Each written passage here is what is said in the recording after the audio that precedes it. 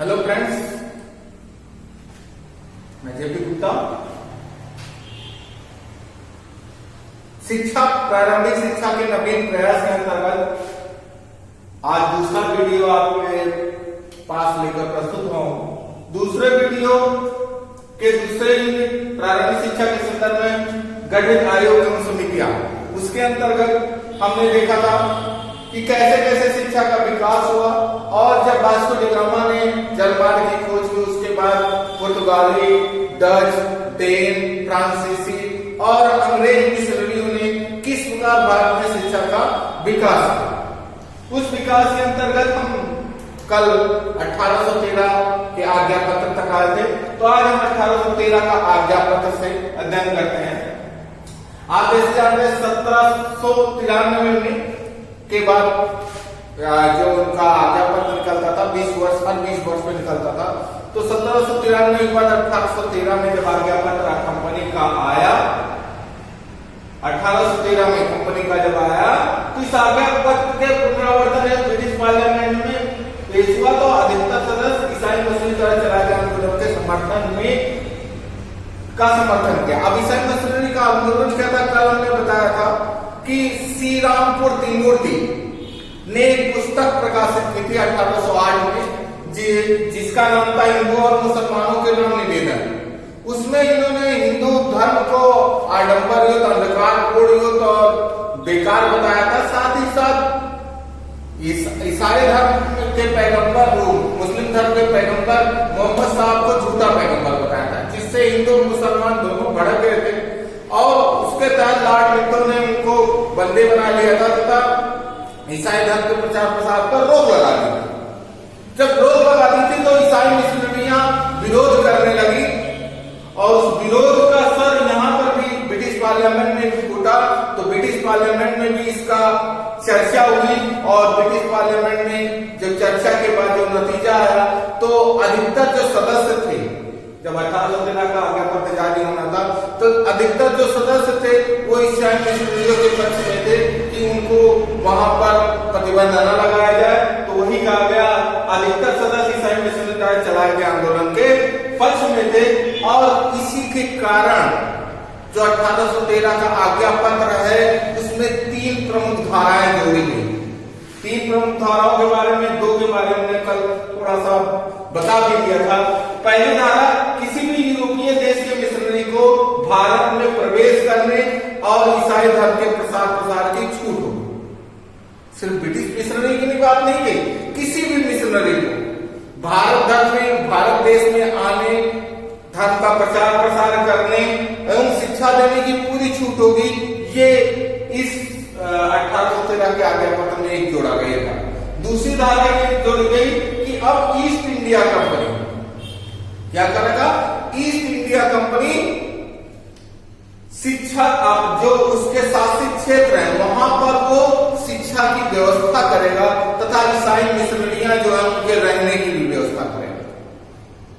जो ब्रिटिश शासित क्षेत्र है भारत में, वहां पर शिक्षा की व्यवस्था करेगा, स्कूल खोलेगा और सारी चीजें करेगा और साथ साथ ईसाई मिशनरियों के भी रहने की व्यवस्था करेगा। इसमें जो सबसे प्रमुख धारा जोड़ी गई, धारा 43, जिसके लिए ये पूरा आगे विवाद में उठा, तो धारा 43 के अंतर्गत जोड़ा गया कि प्रतिवर्ष कम से कम 1 लाख रुपए की धनराशि, कितने? 1 लाख रुपए की धनराशि का प्रयोग साहित्य के रखरखाव तथा विद्वानों के पुनरुत्थान में, 2 चीज क्या क्या कहा है? साहित्य के रखरखाव विकास तथा विद्वानों के प्रोत्साहन और ब्रिटिश शासित क्षेत्रों में रहने वाले लोगों को विज्ञान के ज्ञान से परिचय कराना तथा उनका विकास करने से था। ये 2 मेन था। इसी 2 के कारण करा और भारत में ब्रिटिश शासित क्षेत्रों में रहने वाले को विज्ञान के ज्ञान से परिचय कराना और विज्ञान के ज्ञान का ज्ञान देना था। ये धारा 43 थी। क्या था? प्रतिवर्ष 1 लाख रुपये खर्च किए जाएंगे किसमें? भारतीय साहित्य के, मतलब साहित्य के विकास में। भारतीय नहीं लिखा था, साहित्य के रखरखाव एवं विकास में तथा भारतीय विद्वानों के विकास में और ब्रिटिश शासित क्षेत्रों के लोगों को विज्ञान का ज्ञान प्रदान करने के लिए इन सब में 1 लाख रुपए प्रतिवर्ष कम से कम 1 लाख रुपए कंपनी व्यय करेगी। ये धारा 43 के तहत ये बताया गया, 1813 के आज्ञा पत्र में जोड़ा गया। तो ये 3 प्रमुख धाराएं जोड़ी गई इसके अंदर। लेकिन धारा 43 सबसे बड़ी क्रांति थी।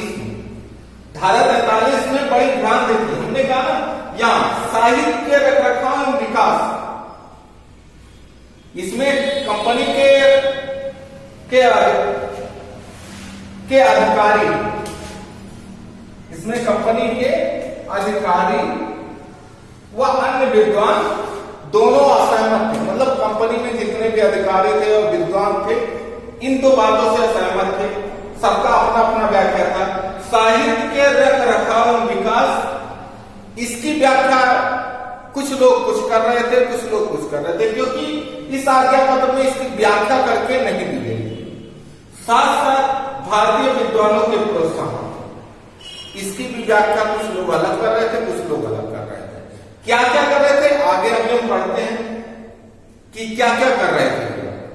तो इससे क्या है, भारतीय विद्वानों ने कहा ना, साहित्य एवं भारतीय विद्वान शब्दों के अलग अलग अर्थ निकाल रहे थे, जिससे 2 ग्रुप बन गए थे, एक प्राच्यवादी, दूसरा पाश्चात्यवादी, जिसे प्राच्य पाश्चात्य विवाद के नाम से जाना जाता है।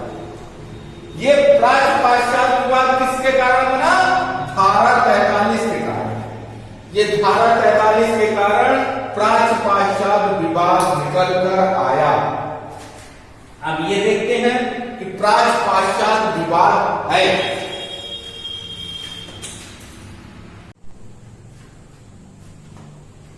अब बात करते हैं प्राच्य पाश्चात्य विवाद, ओरिएंटल ऑक्सीडेंटल कंट्रोवर्सी। मतलब हमने बताया कि 1813 के आज्ञा पत्र में 2 शब्द जो मेन थे, एक तो साहित्य का रखरखाव और दूसरा शब्द था भारतीय विद्वान। इन 2 शब्दों में के अर्थ जो कंपनी के जितने भी लोग थे वो उसमें से अलग अलग निकाल रहे थे, और अलग अलग निकालने के तहत इनमें 2 गुट बन गए, एक प्राच्यवादी, एक पाश्चात्यवादी। प्राच्यवादियों का साहित्य और विद्वान, भारतीय विद्वान से तात्पर्य अलग था, और पाश्चात्यवादियों का साहित्य और भारतीय विद्वान से तात्पर्य अलग था। तो वो कौन कौन से लोग थे और क्या क्या इसके अंतर है, ये देखते हैं। 2 गुट बन गए थे जिन्हें कहते हैं। प्राच्यवादी की बात करें तो प्राच्यवादी में कंपनी के अधिकतर अनुभवी एवं वरिष्ठ सदस्य, इसके अंतर्गत कौन कौन से अनुभवी एवं वरिष्ठ अधिकारी जो थे कंपनी के, वो इसके अंतर्गत। इसके अंतर्गत सारे युवा अधिकारी थे। कंपनी के अधिकतर युवा वर्ग था या युवा अधिकारी इसके अंतर्गत थे, पाश्चात्यवादी के अंतर्गत। जिन्होंने प्राच्यवादियों ने क्या कहा, साहित्य से तात्पर्य भारतीय साहित्य से, और भारतीय विद्वान से तात्पर्य भारतीय साहित्य को जानने वाले विद्वान। ध्यान रखिएगा, साहित्य से तात्पर्य इन्होंने क्या बताया, भारतीय साहित्य, और भारतीय विद्वान को इन्होंने क्या बताया, भारतीय साहित्य को जानने वाले विद्वान। ये प्राच्यवादी, प्राच्यवादी को भारतीयवादी, और दूसरा ये पाश्चात्यवादी, पाश्चात्य ओरिएंटेशन वाले, ऑक्सीडेंटल वाले। ये साहित्य शब्द का अर्थ क्या निकालते हैं, पाश्चात्य साहित्य निकालते हैं। कौन सा साहित्य, पाश्चात्य साहित्य या अंग्रेजी साहित्य या लैटिन साहित्य, कुछ भी कहेंगे। और भारतीय विद्वान से इनका तात्पर्य था पाश्चात्य साहित्य को जानने वाले भारतीय विद्वान। किस चीज को, पाश्चात्य साहित्य को जानने वाले भारतीय विद्वान। अभी तक यहाँ देखा, साहित्य से मतलब इनका भारतीय साहित्य से था, और पाश्चात्यवादियों का क्या था, पाश्चात्य साहित्य से था। विद्वान से तात्पर्य प्राच्यवादियों का था भारतीय विद्वान को जानने, भारतीय साहित्य को जानने वाले विद्वान, और पाश्चात्यवादियों का क्या था, भारतीय विद्वान से तात्पर्य पाश्चात्य साहित्य को जानने वाले भारतीय विद्वान। दोनों का मत था इनका मत क्या था? प्राच्यवादियों का क्या मत था कि भारत में भारतीय भाषाओं उस समय चलते थे हिंदी, संस्कृत, अरबी, भारतीय भाषाओं के माध्यम से शिक्षा दी जाए। भारत में इसके माध्यम से शिक्षा दी जाए। भारतीय भाषाएं जो हिंदी, संस्कृत, अरबी, ये सारी भारतीय भाषाएं थी, इनके माध्यम से भारत में शिक्षा दी जाए। पाश्चात्यवादियों का क्या था? पाश्चात्यवादी कहते थे इनसे नहीं, भारतीय भाषाओं से नहीं, बल्कि अंग्रेजी माध्यम से शिक्षा दी जाए या अंग्रेजी भाषा में शिक्षा दी जाए। इनका क्या था कि भारतीय साहित्य और विज्ञान की शिक्षा दी जाए भारतीयों को। भारत में भारतीयों को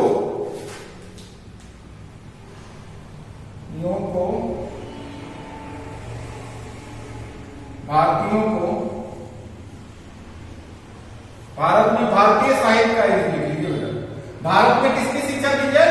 भारतीय साहित्य विज्ञान की शिक्षा दी जाए। किसको? जो भी भारत के लोग, किसकी? भारतीय साहित्य विज्ञान।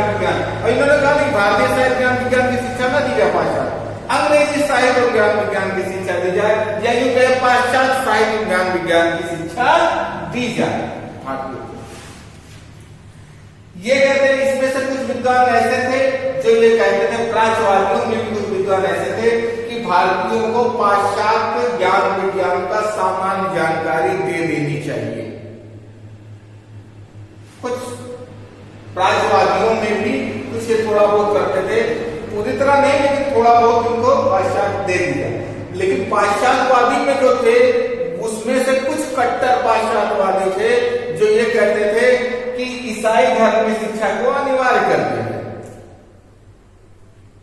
अब इनकी बातों, प्राच्यवादी में भी अंग्रेज और भारतीय थे, पाश्चात्यवादी में भी अंग्रेज और भारतीय थे, लेकिन दोनों का अपना क्या क्या मत था।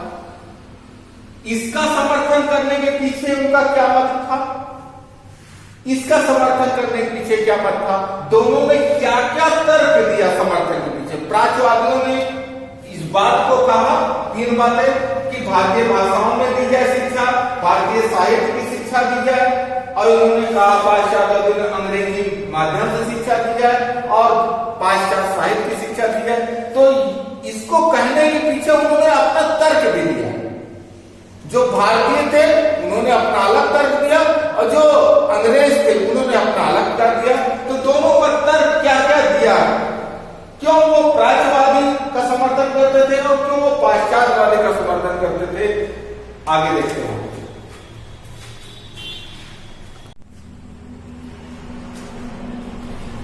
पाश्चात्यवादियों का आपने कहा बताया, अभी देखा कि प्राच्यवादी भारतीय विद्वान और साहित्य का क्या अर्थ निकाले और पाश्चात्यवादियों ने क्या निकाला, लेकिन उन्होंने जो अर्थ निकाला उसके पीछे अपने अपने तर्क दिए। प्राच्यवादियों में जो भारतीय हित को सोचने वाले थे, उनका तर्क क्या था?